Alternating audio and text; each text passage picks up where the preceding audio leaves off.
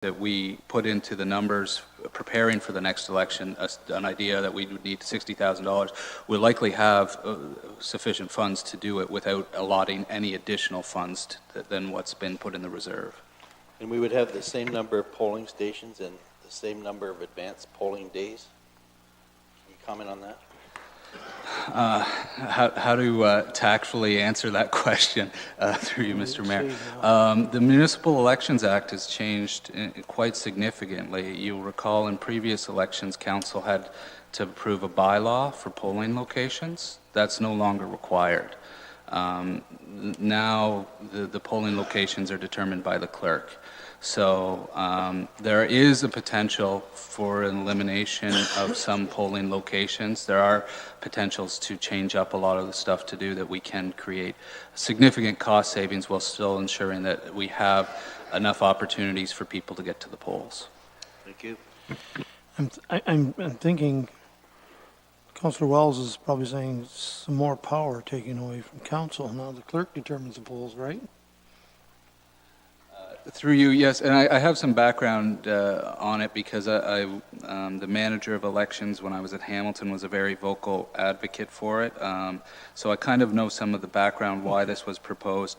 At the time, when these discussions were going on, and he was a leader in the revisions that came forward, he was having a lot of discussions about potential conflicts for council members selecting favorable polling locations. So in Hamilton's case, it was a councillor continued to advocate for a series of apartment buildings to have polls in them, and he knew that he had people in there who were strong supporters of him.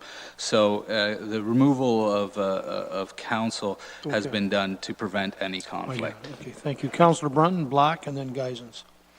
Councillor Brunton. Just wondering, you say, if I may through you, Mayor Luke, to Andy, that internet voting will increase, and you're right, it may, but I look at the other side of the coin where there may be people that aren't as tech savvy that can't do that. You know what I mean? There are still people in that are maybe more vulnerable. You'd have to really, I guess, promote it better, because I'm not sure how people will look at it. Is that, it is new, and I agree it is to the future, but I'm just wondering how many people will adopt that idea. Through you, Mr. Mayor. Yeah, it's a very good point. We would have to do a significant communications plan to try to ensure that people are aware of it. Everybody gets a voter notification card. Looking at options to address people who are, let's say, housebound is something that we're always considering within the election procedures. One thing that we were considering was trying to have our election coordinator, which is a temporary position that we bring on to help with the election, is having them do house visits during the advanced polling to enable people. We had some people who were unable to bring somebody down to get the proxy voting and unable to do it. Now, if we did a system like that, you'd have to pre-register well in advance so that we could schedule the meetings. I don't know how successful that would be. Internet voting isn't going to be accessible to everybody, but we hope from having what we heard last election was people wanted advanced polls that went later into the night. So we were doing a lot of them and they were ending at the end of the day. People want to have ones that go a bit later into the night, and so we're thinking fewer advanced polls, but ones that go from a longer duration during the days that they're open.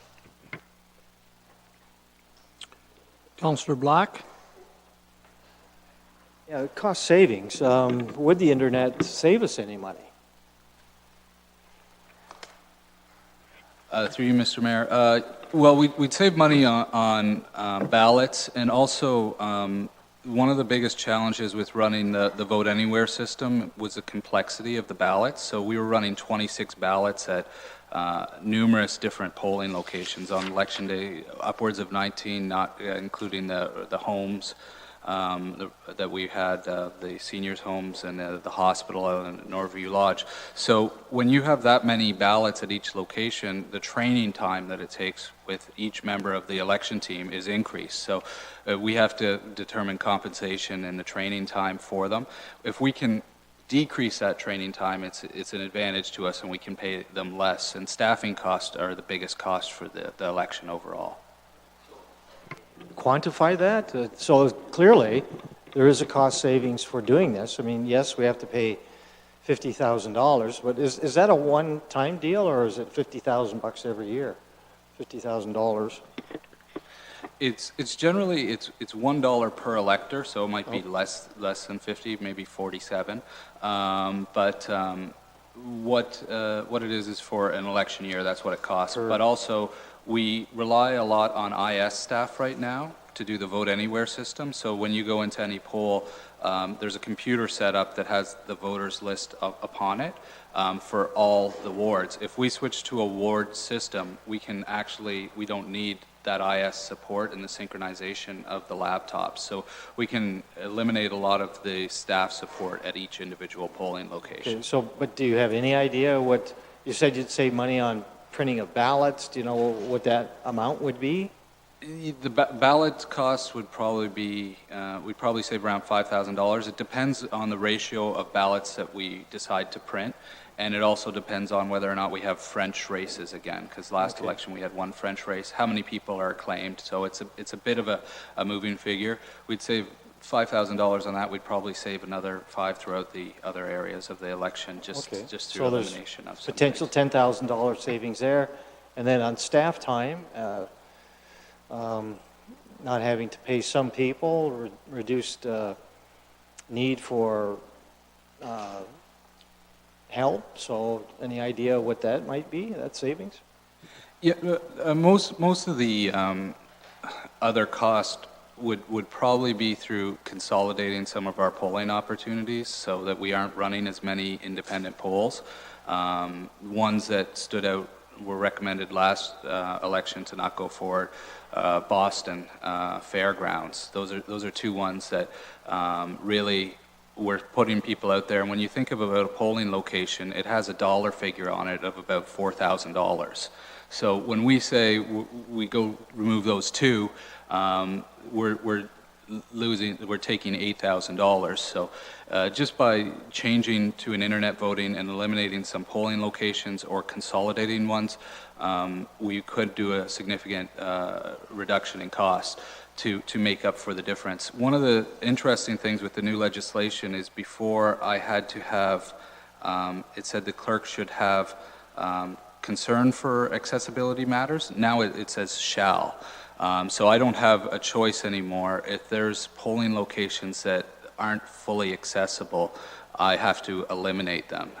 So before we kind of had a bit of, I think of the Legion here, which is one that's been traditionally used. That one probably won't qualify for the next election. So there are some challenges and some real changes that we're going to have to make over this summer, and I'm going to personally be going to every location and reviewing it myself. Okay, well, I know you mentioned the Legion. I was there when, the assistants actually brought the ballots outside to the people. So right in the vehicle, so right in the parking lot. So that's kind of solved that problem. But it does sound like there will be a cost savings, and it won't really be $50,000. Like the net amount will be less than that. Councillor Geisens? Thank you, Mayor Luke. Through you to the clerk, suppose that there's 4 voters, they each get a card, is that correct? And a code, so if they want to do it on the internet, is that correct? They will each have a code or a question or whatever? Through you, Mr. Mayor, yes. Yes, so everybody will be able to, and they will be asked this question or whatever for each of the voters that are doing it on the internet if they're doing it from home? Yeah, they'll each get asked a specific personal question. So it could be something like, what's your social insurance number, or something along that lines. And we would have known that number correctly? The voting system is synced with our municipal voter view, which has all the information. So we'd have all the information of the question they'll ask. I can't say what question it is, though. Well, I'm not asking that. The other question is this. Suppose that there's somebody that's been missed or has been a resident of Norfolk County and hasn't had a chance where before, and I would assume you can still do that and go to a poll and be able to give them your ID and where you live, that you can still get on the list? Or Through you, there Mr. may Mayor. be a number of days ahead or something like that, but Yeah, through you, Mr. Mayor. Yes, you can, and I anticipate, just to elaborate a bit, with clerks across the province have been advocating to be given access to the provincial election list, and we have been unsuccessful. We're still using the assessment list, and it's really sad because there will be a provincial election just in advance. So we expect to have a lot of people who get letters that aren't delivered to the right place, or they get the letter delivered for their husband who's passed away, and they'll be very angry and saying, I just addressed this 6 months ago, and it's something that we try our best, but it's sad that the system isn't integrated better. well, I guess what I really think, I think there has to be more time and more, I guess, people getting involved in this and see how it works. I will not be supporting the internet voting. Thank you. Councillor Height. Thank you, Mr. Mayor. And through you to Clerk, you mentioned that people were complaining about not having enough time to arrange for a proxy. How does the proxying work? Is it family members only? Good question. Search my memory banks here. We didn't have a lot of proxies. A family member is the only one that can be proxy for more than one person. So anybody can be proxy for one individual.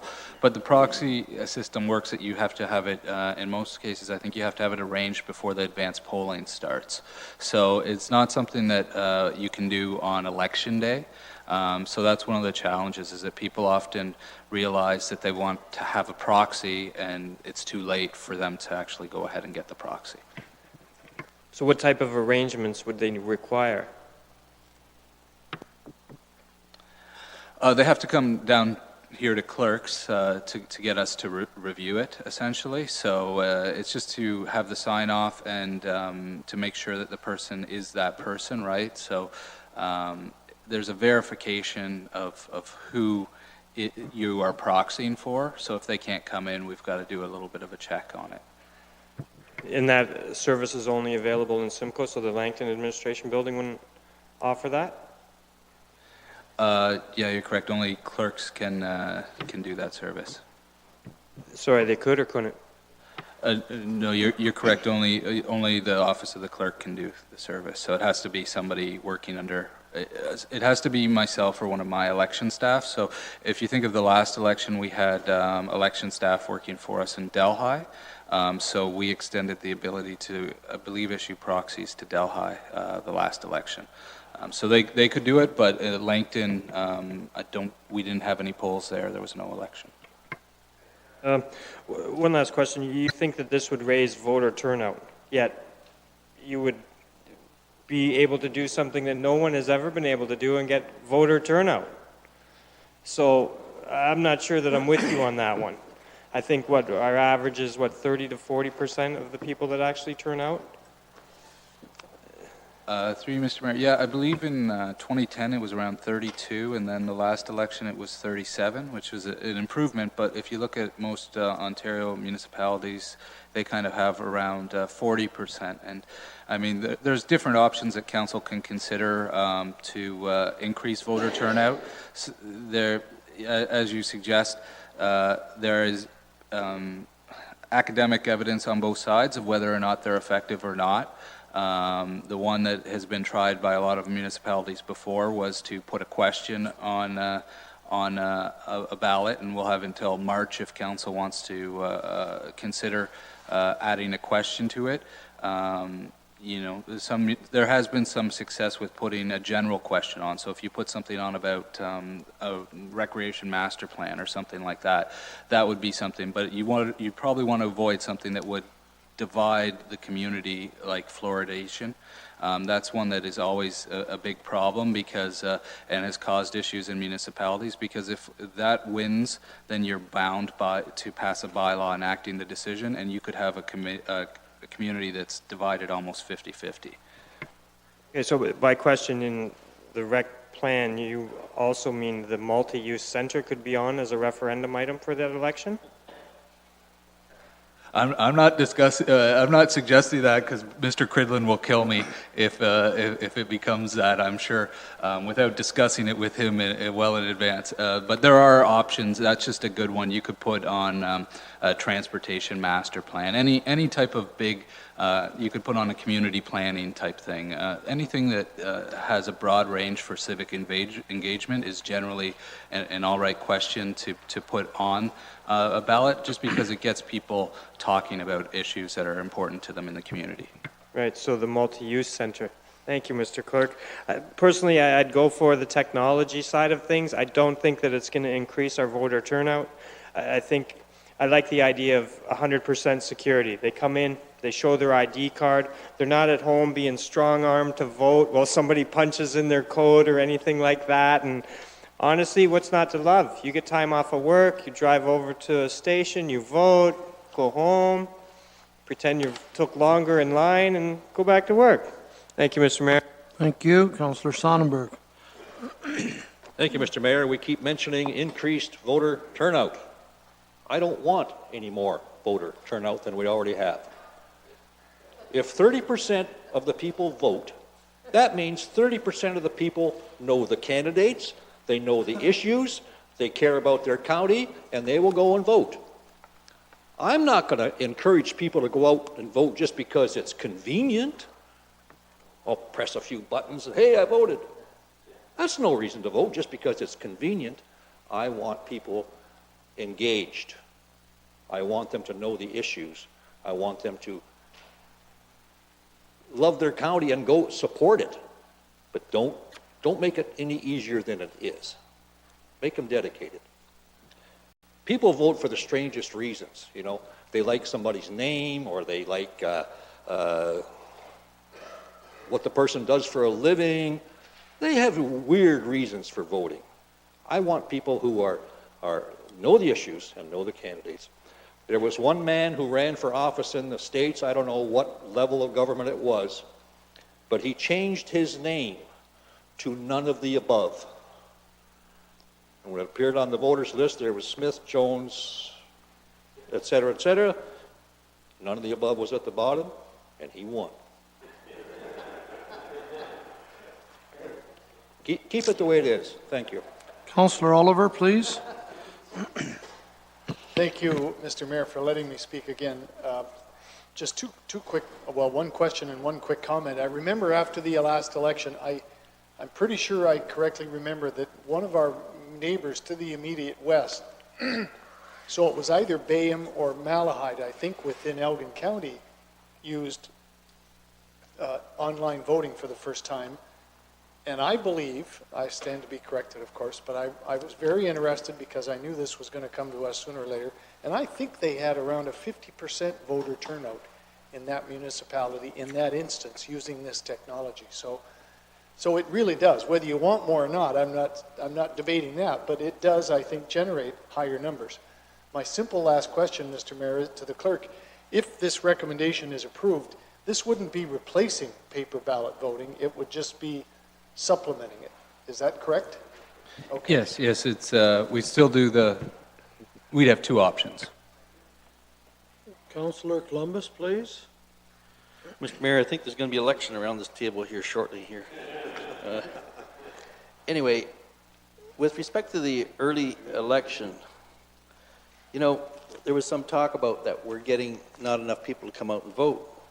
But what's happened in the past, some of us have been around here for a long time, and a lot of the situation, it's, what I wanted to say was the turnout is low, probably because we're reducing the number of polling stations.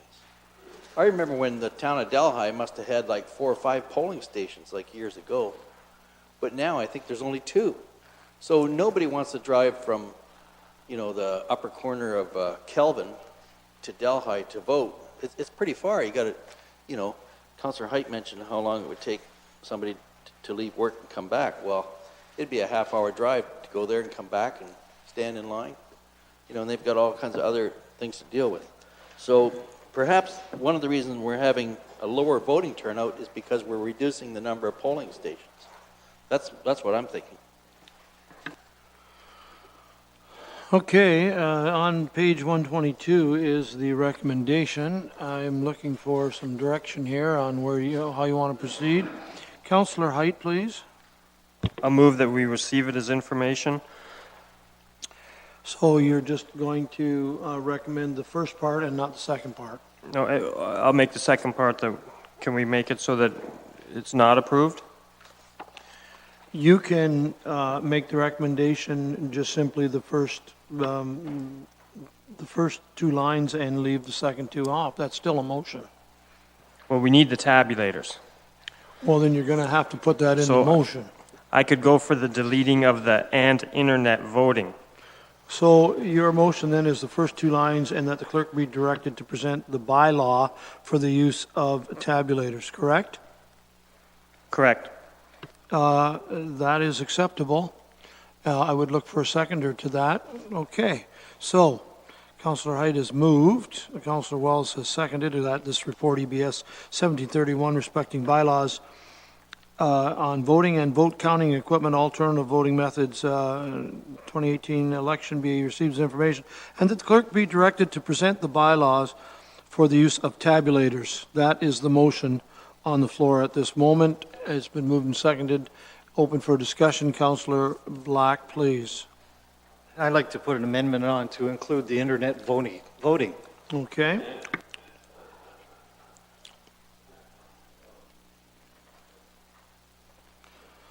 Do you want to just jot up that amendment that we include? Another way would have been to vote on it. If it was defeated, then put in the motion for the whole thing. But it's in order, the amendment. Are you writing that up? I do so. Councillor Oliver will second Councillor Black's amendment. Well, I'll get to the amendment in 1 second. We'll speak to the amendment first. Yes, sir. Mayor, to the clerk, can we have a split vote on this? One for the tabulator, one for the internet? This is a roundabout way of sort of doing it. Well, Well, yes and no. it's Not really, confusing. but it is. Anyhow, the amendment is moved by Councillor Black and then seconded by Oliver that the motion be amended to add internet voting. And that amendment's in order. And I will ask for speakers to the amendment. That's the internet voting only. Yes, sir. Mayor Luke, internet voting only. Said it before, it's the way of the future. Like, people are doing this, people are buying more and more. I mean, I didn't want my business to fail or disappear, but something changed, something happened. So you've got more different retail on the highway, or things change and people move in different directions. Like it or not, the internet is here to stay. It's a highly useful tool. People are shopping more and more on the internet. If you look at it's not just affecting downtowns now. The internet shopping is affecting places like Walmart or like big boxes, because there is just a lot of activity going on the internet. We, as Norfolk County, have invested money into the internet to supply that to people that cannot access the internet service. So, I guess on one hand, if we don't allow the internet voting, on one hand, we're saying, yes, we want to provide you internet service, but we don't want you to use it. So that doesn't make sense to me. And it is the youth of today that upcoming, and I guess that's everybody except everybody around this table, that are using the internet. And I think it's just another way of providing a level of service to people and encourage them to vote. And I can't imagine people using the internet to vote and not knowing their candidates. I'm pretty sure that they're still going to know their candidates, ask questions. I can't see them just saying, oh, okay, it's an opportunity to vote. I don't know anybody. I'm going to go on the internet and vote. I think they will still know, still research what the candidates stand for and vote whatever way they want. They can walk down to wherever the physical place is to vote, the voting station, or the option is to sit at home watching TV, eating popcorn, and vote. To the amendment, Councillor Height. Thank you, Mayor Luke. One of the things that we haven't spoke about during this is the internet, okay? And it's posting. I believe it's illegal to post your vote results on the internet. So Twitter and Facebook and Instagram are going to be inundated with pictures of the screen or of your phone of who you just voted for. And the Elections Act is very clear. You could receive a $25,000 fine for that. And then what? We have another mess to clean up all of a sudden when we're chasing these people because it's posted all over the internet who they voted for. It was a big problem before. There's tons of stuff on it on how it does happen, and it's pretty sloppy, right? Thank you. Anyone else on the amendment? The amendment is to add the internet voting. Any other discussion? I'm going to call the question to the amendment. Those in favor? Those opposed? That amendment is defeated.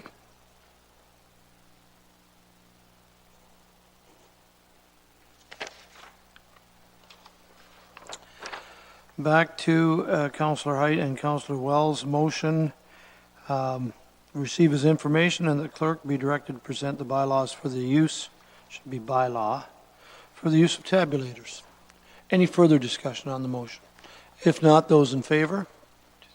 Carried, thank you. Thank you, Mr. Clerk, for stirring things up here.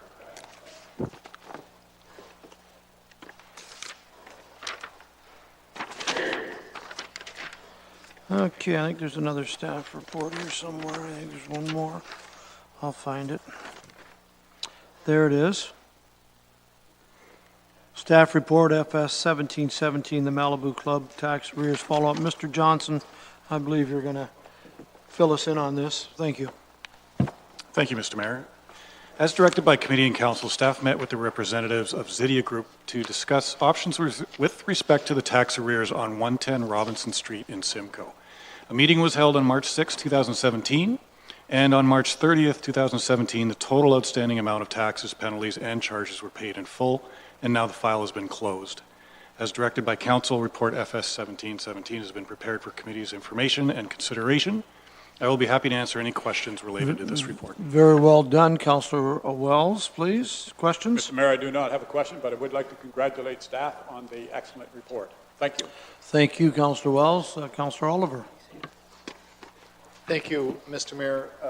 I would echo Councillor Wells' comments, but I'll tell you on this matter, Mr. Mayor, had staff come back to us presenting some options, I, for one, was fully prepared to go ahead and give this developer some relief from these back taxes, because it's that important to me to have this property redeveloped in ways that they've talked about doing it. So while I'm very pleased that they chose to go ahead and pay all those back taxes themselves, Mr. Mayor, my only request, and I'm going to direct it, I guess, largely at Mr. Baird, Okay. if they do choose to go ahead and develop this property as they said they intend to do, I hope we'll do everything we possibly can to make that process simple for them. It's important to us as a county. I would have given them some relief financially from the back taxes. We know there are incentives that are available to developers under our community improvement plan and those kinds of aspects. I fully hope that these folks will take advantage of those kinds of programs that are available to them to redevelop that site. Thank you. Mr. Baird? Mr. Mayor, to Councillor, I can't disclose too much of the details right now, but one of the reasons the back taxes have been cleared up is because the property has been sold to a new developer investor with intentions to do exactly what you've just described. We've had initial discussions, and they're well aware of our incentive programs, and we're fully engaged with them right now. So I can't disclose anything further because they're continue to do their due diligence. But the redevelopment of that location will proceed, but it will not be with the former owners. Not with Satya. That's correct. Thank you. Any further questions on the report? Moved by Wells, seconded by Brunton, that staff report FS 1717, Malibu Club tax arrears follow-up be received as information. Discussion? If not, those in favor? Thank you. And again, as previously expressed, thanks, James, and work of your staff on getting this resolved. Thank you. That should be just about it for staff reports. And it is. Any reports of council members that sit on committees? I'm going to bylaws, to the bylaws then.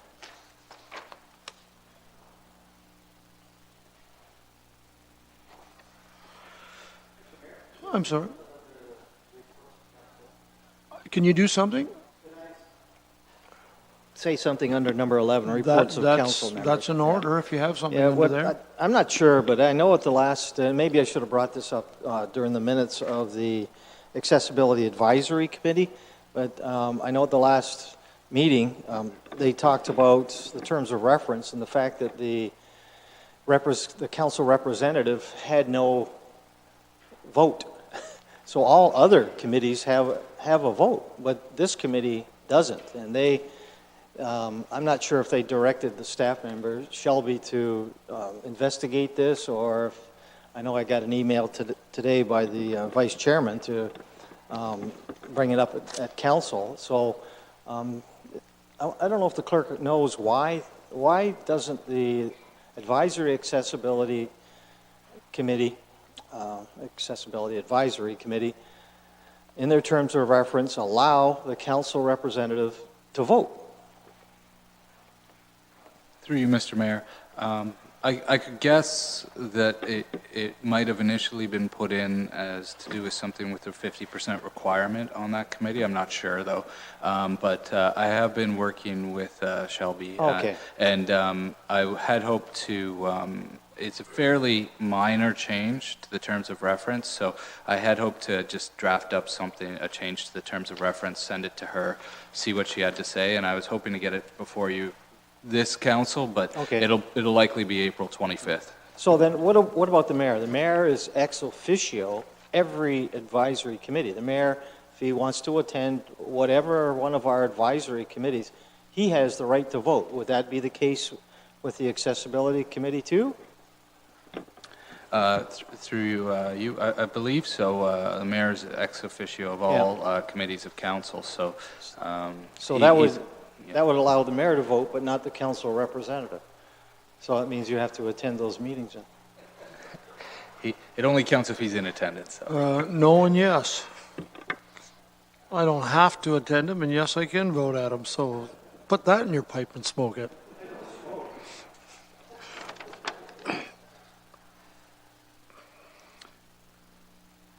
Is that it? Well, that was, thank you, sir. Bylaws, I will actually need a seconder. I have a mover to pass these bylaws. Councillor Geisen, thank you. Columbus has moved, Geisen has seconded.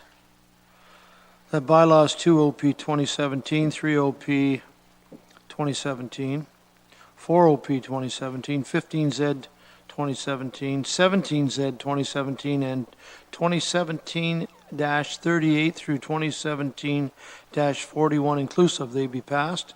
They be signed by the mayor and the clerk and affixed with the corporate seal. Any discussion here? Councillor Oliver, please. Thank you, Mr. Mayor. I do want to pose a question to Mr. Baird, I guess, and it's on page 133 of the agenda. And this is the bylaw that we talked about last week, I think, regarding amendments that would require pre-consultation. Excuse me. And of course, we had Mr. Klein here making his usual effective pitch to have changes made, and I think we did direct staff to change the wording slightly. And Mr. Mayor, my only concern is, I'm going to read to you an excerpt from the draft that we had a week ago of the bylaw regarding these minor amendments and committee of adjustment applications. So the previous version said, exemptions shall generally be granted to minor development applications and or minor amendments to previously processed, et cetera, et cetera. And then we realized that it had been their intent that it would be granted for committee of adjustment applications. So now, the one we're being asked to approve this evening says, exemptions shall be granted for committee of adjustment, and I would suggest the word application should be added. But here's the important part to me, Mr. Mayor, and may be considered for minor development applications and or minor amendments, et cetera, et cetera. To me, that wording is less encouraging of flexibility than the one we had before, where previously it said exemptions shall generally be granted to these minor developments.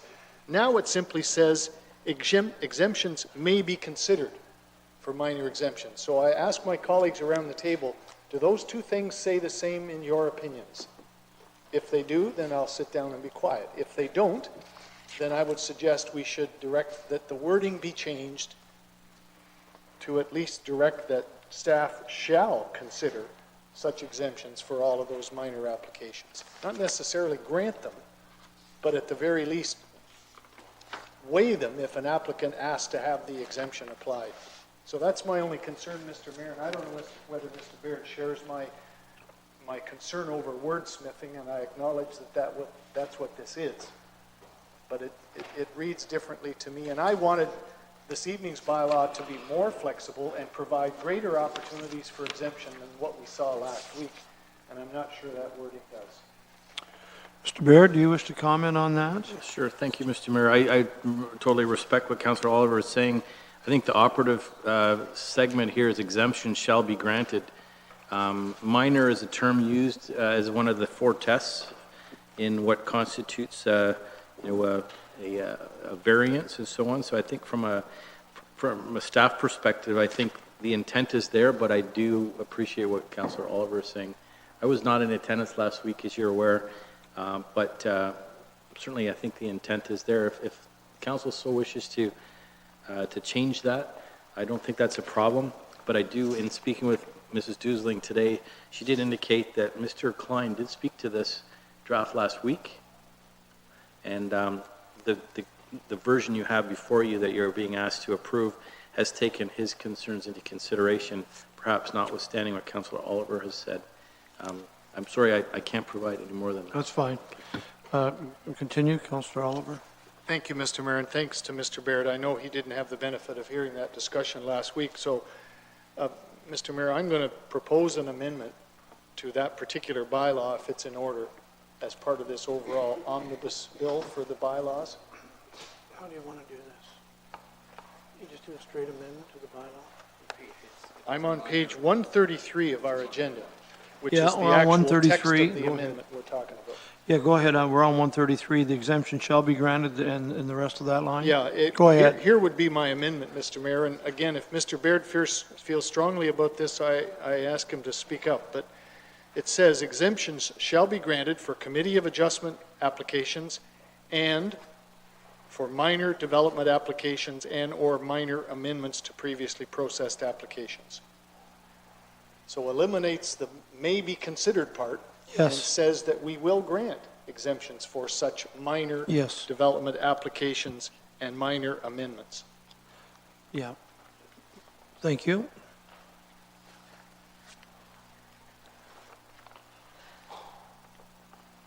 Our clerk is writing that up, and you are going to move that amendment. I would need a seconder then. Councillor Columbus, when we get to it, and just in a moment here.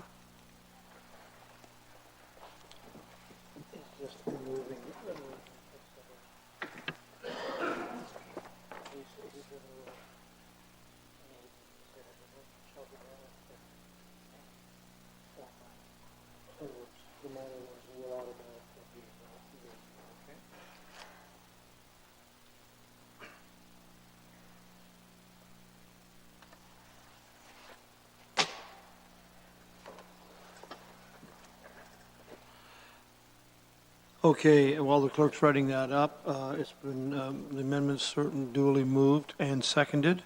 So, Councillor Geisens, do you wish to speak to that amendment? Okay, well then we'll just, well, I want to get this one straight, and then we'll move back to you in a second here. Thank you.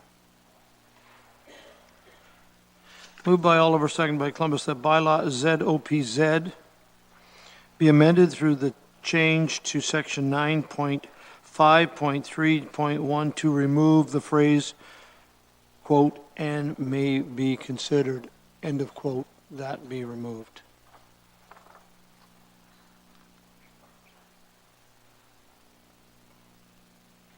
I guess we should leave "and" in. We're going to leave "and" in, may be considered. Thank you. Discussion on the amendment to this bylaw. Councillor Black first. May be considered is being removed. Just the words "may be considered." Okay, I like it the way it is, so I won't support it. Okay, thank you. Anything further? Councillor Oliver? I respect Councillor Black, but the whole point of this was that I think as a general consensus last time, we as council felt those kinds of minor applications should not be subjected to the pre-consultation process that we're establishing. And the wording that was there, presented to us this evening, still gave staff the opportunity to say, no, I'm sorry, Mr. Jones, but we think you should have to do pre-consultation, even though it's a minor amendment or a minor application. This amendment that I'm proposing would take that guesswork out of it, and it would grant those kinds of exemptions to those minor applications. Councillor Black?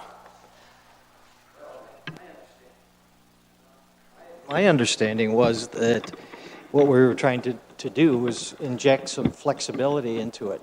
You know, not all or nothing, that we're going to do this or we're not going to do that. And the may and may be is the phrase that provides the flexibility one way or the other. So that's why I support that. Okay, Councillor Brunton, to the amendment. I guess, excuse me, how do you, the way, if we take out Councillor Oliver's request, does the debate then become what is minor and what is not? Absolutely, that would be determined by council. Mr. Baird, or by staff? And does that not create a problem? If it may be considered, that gives them more flexibility, but what you're saying is minor then would have to be defined, definitely, would it not? Have to be defined either way. I don't know. But Sorry. the may be considered gives staff the leeway, does it not? I'm open, I guess. Okay. And Mr. Barrett, do you want to Sure. comment So on if what I could- exactly creates a minor as Minor. versus? Yeah, just very briefly, there's 4 tests that ahead. determine whether something is minor in nature. Okay. I can't recite them to you right now. I can't remember back. But that there is from my early days. criteria. But there is criteria, and Okay. our planning staff employs that in their recommendations, say for committee of adjustment. That's where minor in nature is dealt with routinely. So it's not going to be based on just how the planner feels that day or the amount of volume. There's criteria. Okay? And we don't know what that is at this point. The amendment again, any further discussion to remove the words "may be considered"? If not, those in favor and support of this amendment? 1, 2, 3, 4, 5, 6. Those opposed? That amendment is carried.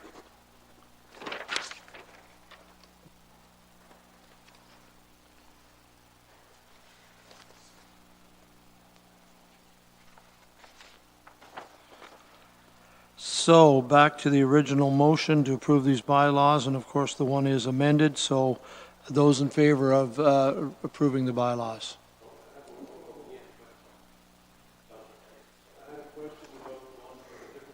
Oh, you know something? Yeah, I'm sorry. I did write your name down. My apologies.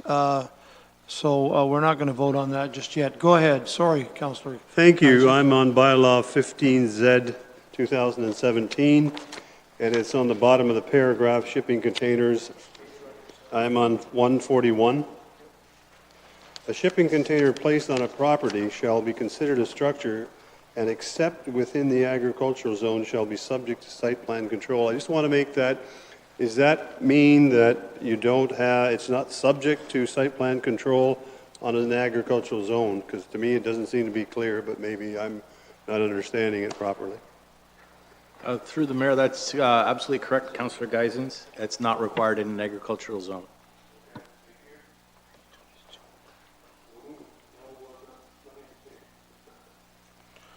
Councillor Wells.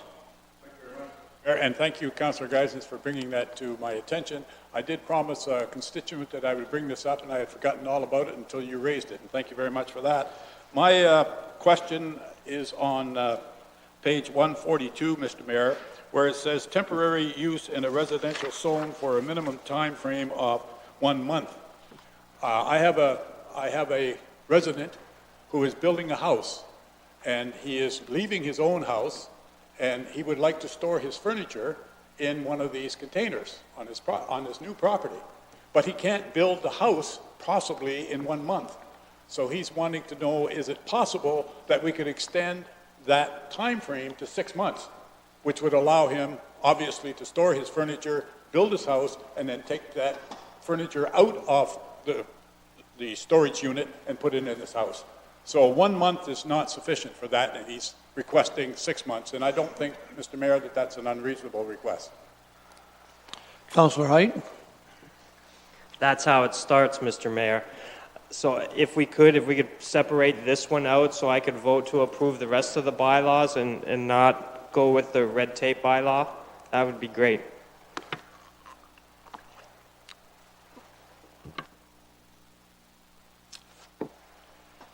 How do you want to proceed with this? I mean, the last time we did an amendment, this bylaw too could have an amendment. That's one way. You would like the bylaw dealt with separately. Correct. That's why I'm looking at the expert here. It's okay. We're on page 142, which is bylaw 15Z 2017. 15Z 2017.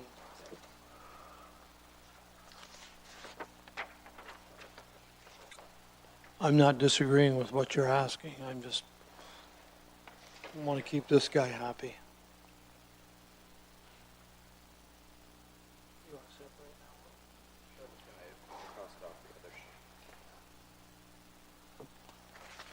The clerk is suggesting that we remove 15Z 2017 from the original motion to deal with it separately.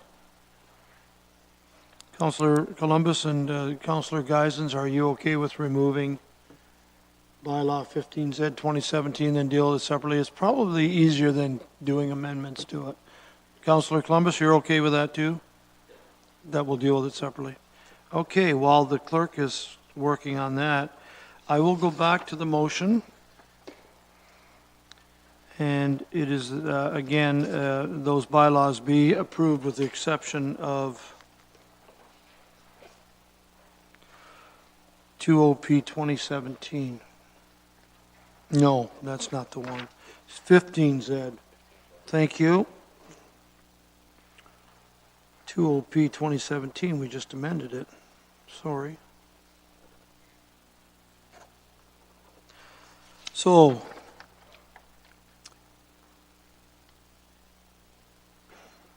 Z 2017 has been separated from the bylaw motion. It has been moved and seconded. Any further discussion?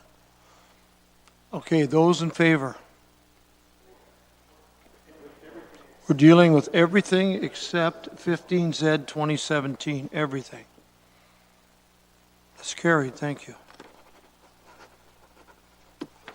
Now, Councillor Height has asked that 15Z 2017, which is the shipping container that you brought up. Councillor Height, it's my understanding that you want to deal with this separately. So do you want to leave it as presented? Sure. You would move that? I'll take it you'll move that, thanks, and I will need a seconder. Councillor Black. So, Height and Black have moved and seconded that bylaw 15Z 2017 be approved, and of course, then signed by the mayor and clerk and affixed with a corporate seal. I can be the mover and not agree with it, right? No, you can second but not move. I won't be moving that because I won't be Okay, well, I'm voting going to for it. take your name off the top then as the mover. Black will move, then I will need a seconder.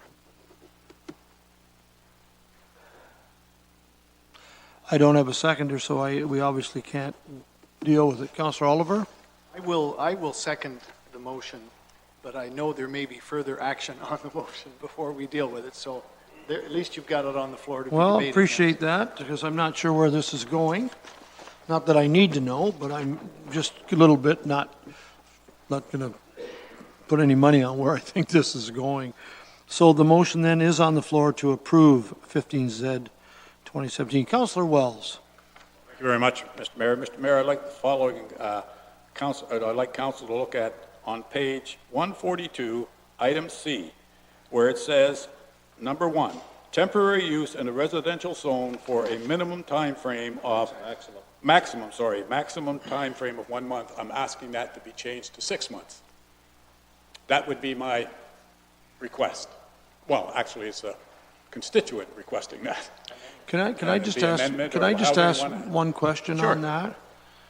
And it's just for clarification, I'm not trying to sway. If I was building a new house, aren't I living somewhere that I should be able to store my stuff rather than at the new property? I'm just wondering. Yeah. I can't answer that question. Okay. I can only bring forth the request that the resident made today, knowing that this was coming up. And I said to him, I don't think that sounds unreasonable. Okay, no, and then that's fine. If you can't answer it, that's fine. Councillor Columbus. Well, I can see where Councillor Wells is coming from, because, carpenters have tools, and if it's taken them over a period of time, and, there's all kinds of thefts occurring in the countryside and in urban areas, so it makes sense that we should permit some kind of a cargo container, sea container, for storage of products. As a matter of fact, there's one sitting by Walmart. It's been there for quite some time, and I think the builder uses it for several homes that he's building, not just one. And we know, I don't have to say it, but we certainly know, it doesn't matter if it's a new house being built, it doesn't know if it's tradesmen wanting to store.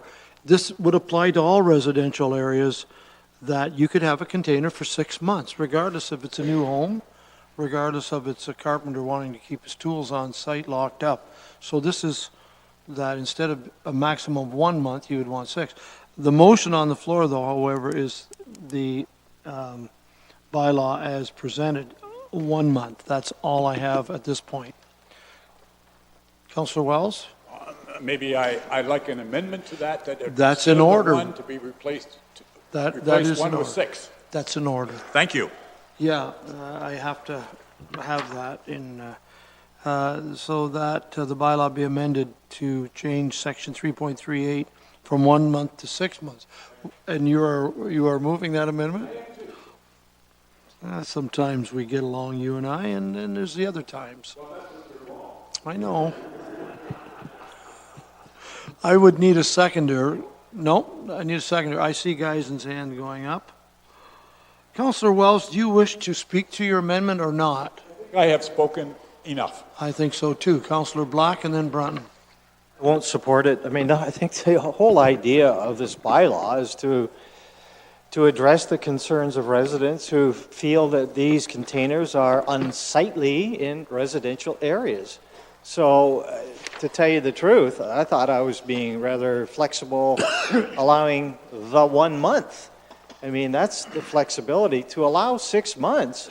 And if everybody starts doing it, it's going to be back here again. Everybody's going to have a temporary container for 6 months. They'll be all over the place, and they'll come in and ask for extensions. So there has to be a line drawn. And although I'm not even in favor of the 1 month, I think that is the flexibility that we are providing. So I can't support the amendment. Councillor Brunton. Oh, I'm sorry. I'm sorry. It was just an afterthought. And are we doing this for one person, or are we doing this for the whole county? Thank you, Councillor Brunton. Thank you, Mayor Luke. I was just looking at it, and I certainly see where Councillor Wells is coming from. Just wondered if we could say 1 month intervals to a maximum of 6 months, subject to bylaw approval. No? No? I didn't say no, I just Gives you some didn't say leeway. anything. I didn't say anything. Councillor Height. Thank you, Mayor Luke. See, the worms are already getting out of the can. We can't even sit here, the 9 of us, and come up with something and wait till this hits the public. We're also, if you look at the commercial zone, there's a maximum time frame of 4 months. I'm not sure if you've been to Canadian Tire, and I don't like to rat people out, but there will be stuff that you will see from our commercial vendors as the seasonal product sits over and they need a secure place to put them. And that's probably where you're going to see it. You'll see it a lot in the cities right now. I suspect you'll see that in Norfolk County, maybe Norfolk Mall, maybe right here in Simcoe. And for 4 months now. And all it's going to take is one person's going to get upset because somebody's going to call them over their sea container, and they're going to drive around randomly and start calling in complaints for our bylaw, who have a hard time enforcing our bylaws anyway, and then more of the worms escape the can. Thank you, Mr. Mayor.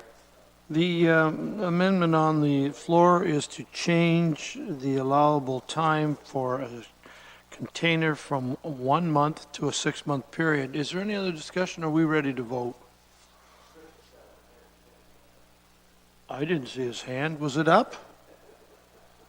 Chris? Sorry. Mr. Mayor, I mean this with all respect. I just want council to be aware of what could happen if it is 6 months. Part of the problem this is before us is because of the aggravation that we're seeing within, say, the residential areas.